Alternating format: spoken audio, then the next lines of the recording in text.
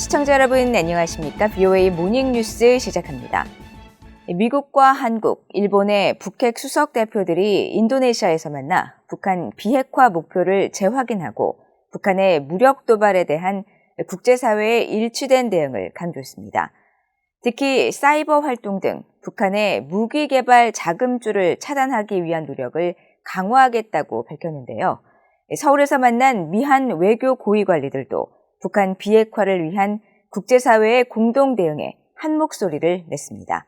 첫 소식 조상진 기자가 보도합니다.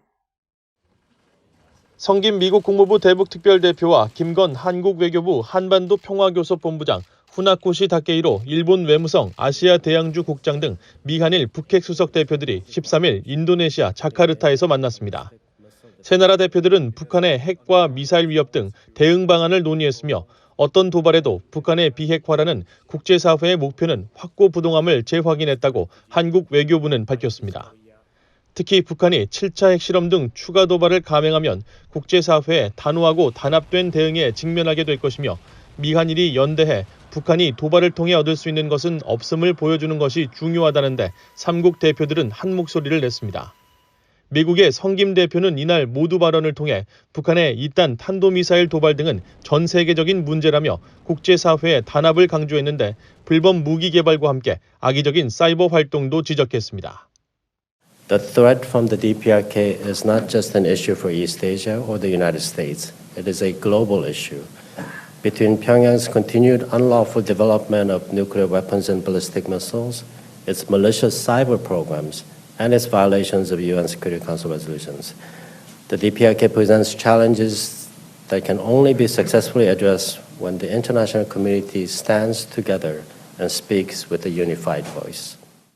한국의 김건 본부장은 국제사회가 북한을 핵보유국으로 인정하는 일은 없을 것이라는 현실을 북한은 직시해야 한다고 강조하고 중국의 건설적인 역할이 필요하다는 점도 밝혔습니다. China has the capability to influence North Korea. We hope China will continue to play a constructive role in this regard. Encouraging China to make its best efforts will be another important topic on the table. 일본의 후나코시 국장은 북한의 최근 대륙간 탄도미사일 ICBM 발사가 일본의 방위비 증액을 촉발했다면서 일본이 적기지 공격 역량을 추구할 것이라는 점을 시사했습니다. Japan will increase its defense-related budget to 2% of its current GDP by fiscal year 2027. We will examine all options, including counter-strike capabilities. 미한일 3국 대표는 북한의 핵 개발을 단념시키기 위해 사이버 활동 등을 통한 북한의 핵과 미사일 자금 조달을 차단하고 대북 제재 회피 시도를 막기 위한 노력을 배가해 나가기로 했습니다. 이런 가운데 중국에 이어 한국을 방문한 데니얼 크리튼브링크 국무부 동아시아 태평양 담당 차관보는 이날 최영삼 한국 외교부 차관보와 회담했습니다. 양측은 북한의 핵과 미사일 개발 의지보다 국제사회의 북한 비핵화 의지가 더욱 강하다는 점을 분명히 보여줘야 한다는 데 인식을 같이 하고 국제사회의 단합된 대응을 위한 공조를 지속해서 강화하기로 했다고 한국 측은 설명했습니다. 또 북한의 도발 중단과 대화 복귀를 위한 외교적 노력을 흔들림 없이 경주해 나가기로 했다고 강조했습니다. VOA 뉴스 조상진입니다. 미국과 한국 당국이 4년 만에 사이버 정책협의회를 열고 북한의 사이버 공격을 통한 핵 미사일 관련 정보와 기술 탈취 위협 대응 방안을 논의했습니다. 한국 외교부는 13일 보도자료를 통해 미국 워싱턴에서 너스데니얼 픽 국무부 사이버 공간 디지털 정책 담당 특임 대사와 조현우 외교부 국제안보대사가 만나 제6차 미한 사이버 정책협의회를 열었다면서 이같이 밝혔습니다. 이번 협의회에는 미국 백악관 국가안전보장회의 NSC와 국방부 재무부, 연방수사국 FBI와 함께 한국 국가안보실과 국방부 국정원, 대검찰청 등 양국의 사이버 업무 담당자 40여 명이 참석했으며 양국의 사이버 안보 관련 정책을 공유하고 향후 협력 강화 계획을 논의했습니다. 특히 양측은 북한의 핵과 미사일 관련 정보기술 탈취 위협에 공동 대응하기 위해 정책적 협력을 긴밀히 협의해 나가기로 했으며 핵심 기반시설 대상 사이버 위협 탐지 기술 등 보안 관련 기술 연구와 개발 협력을 확대해 나가기로 했다고 한국 외교부는 밝혔습니다. 라파엘 그로시 국제원자력기구 IAEA 사무총장이 7차 핵실험 가능 장소로 지목된 북한 풍계리 핵실험장의 3번 갱도가 핵실험을 위한 모든 준비를 마쳤다는 기존 평가를 거듭 확인했습니다. 그로시 사무총장은 10일 한국 SBS 방송과의 인터뷰에서 위성사진과 기타 정보를 종합한 결과 3번 갱도에서는 핵실험 준비가 완료됐고 4번 갱도는 준비가 덜 돼 있다는 것을 확인했다면서 연쇄 핵실험 가능성을 배제하지는 않지만 이를 위해서는 아직 시간이 더 필요하다고 평가했습니다.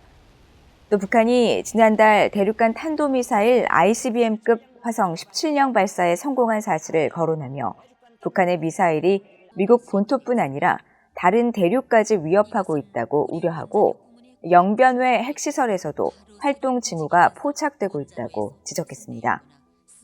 그로시 사무총장은 14일 2박 3일 일정으로 한국을 방문해 박진 외교부 장관 등과 만나 북한 핵 문제와 일본 후쿠시마 오염수 등 주요 현안을 논의할 예정인 것으로 알려졌습니다. 종료를 앞둔 117대 미국 연방의회가 북한 문제를 핵심적으로 다루는 법안들을 잇따라 처리하고 있습니다. 예산안 처리에 바쁜 시기에 우선순위에서 밀리는 북한 관련 입법에 속도를 내 주목됩니다. 이조은 기자가 보도합니다. 지난 한 주간 의회에서 전격 처리된 북한 관련 법안은 오토원비어 북한 검열 감시 대응 법안과 미북 이산가족 상봉 법안, 그리고 북한 인권법 재승인 법안 등 총 3건입니다. 상징적 의미가 크고 복잡한 조항을 담은 이런 법안들이 단기간 내 동시다발적으로 진전을 이룬 것은 이례적이라는 평가입니다. 북한 정부의 정보 통제에 대응하기 위한 소위 원비어법과 미북 이산가족 상봉 법안은 지난 7일 상하원의 2023 회기연도 국방수권 법안 합의안에 포함되며 연내 제정 가능성을 높였습니다. 원비어법은 지난 2017년 북한에 17개월간 억류됐다가 송환된 직후 숨진 미국인 대학생 오토 원비어의 이름을 딴 미의회 두 번째 법안으로 1년 넘게 상원에 계류돼 있다가 회기 종료를 앞두고 속도를 내게 됐습니다. 북한 내 정보 통제와 관련해 제재 권한을 대통령에게 부여하고 추가 예산을 지원해 대북 방송을 증대하며 북한의 정보 검열에 대응하기 위한 방안을 마련토록 하는 내용 등을 담고 있습니다. 미북 이산가족 상봉 법안도 지난해 7월 하원 본회의를 통과했지만 상원에서는 1년 넘게 진전이 없다가 이번 국방수권 법안에 포함되면서 연내 제정이 확실시되고 있습니다. 민주당의 그레이스맹 하원 의원과 공화당의 영킴 하원 의원 등이 공동 발의한 이 법안은 미북 이산가족 상봉 방안 마련을 위해 한국 정부와 정기적으로 협의할 것을 미국 정부에 요구하는 내용이 핵심입니다. 특히 의회에서 미북 이산가족 상봉과 관련해 결의안이 아닌 법적 구속력이 있는 법안이 추진된 건 이번이 처음이라 법 제정 여부에 더욱 관심이 쏠립니다. 북한 인권법을 5년 더 연장하는 북한 인권법 재승인 법안은 지난 8일 상원 본회의 안건으로 올려져 만장일치로 통과됐는데 공화당의 마르코 루비오 상원 의원이 대표 발의한 이 법안은 회기 막바지 통과 동력이 하원으로 이어져 연내 법 제정까지 가능할지 주목됩니다.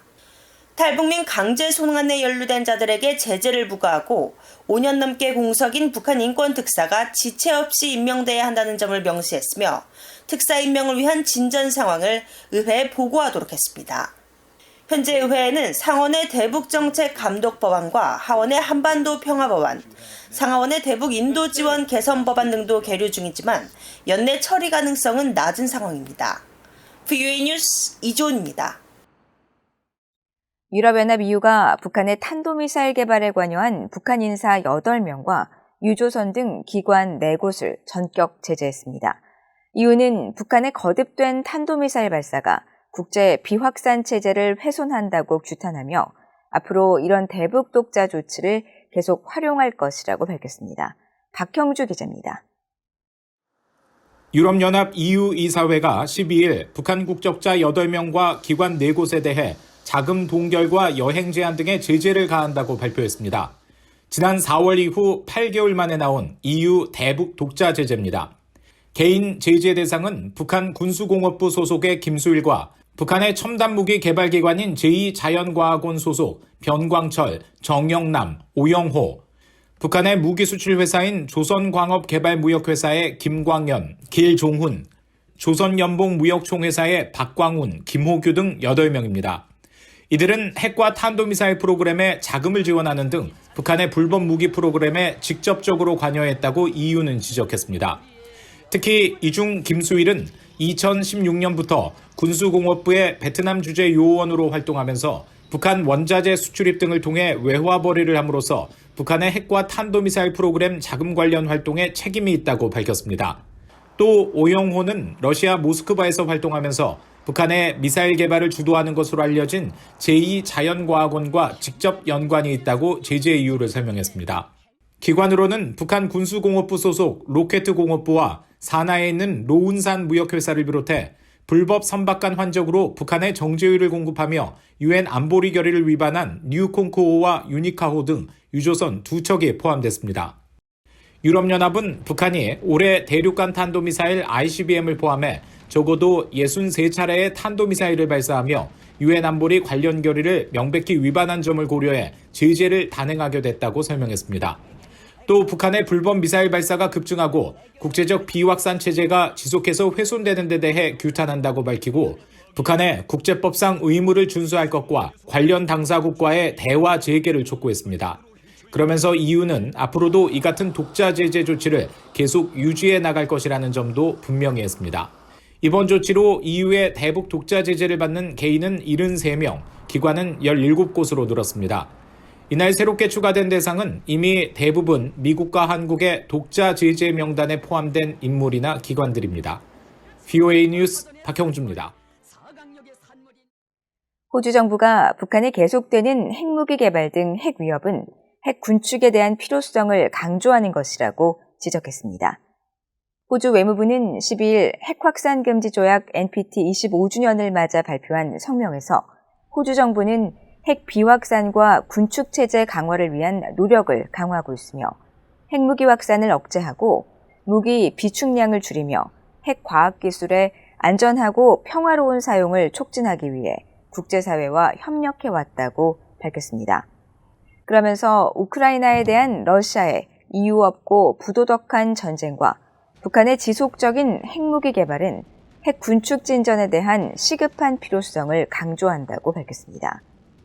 호주 외무부는 국제원자력기구 IAEA와의 긴밀한 협력을 통해 국제적인 비확산 체제를 지속적으로 강화하고 있다면서 호주 정부는 실용적 군축 노력을 옹호하고 핵무기 없는 세상에 대한 지속적인 헌신을 지지해 나갈 것이라고 강조했습니다.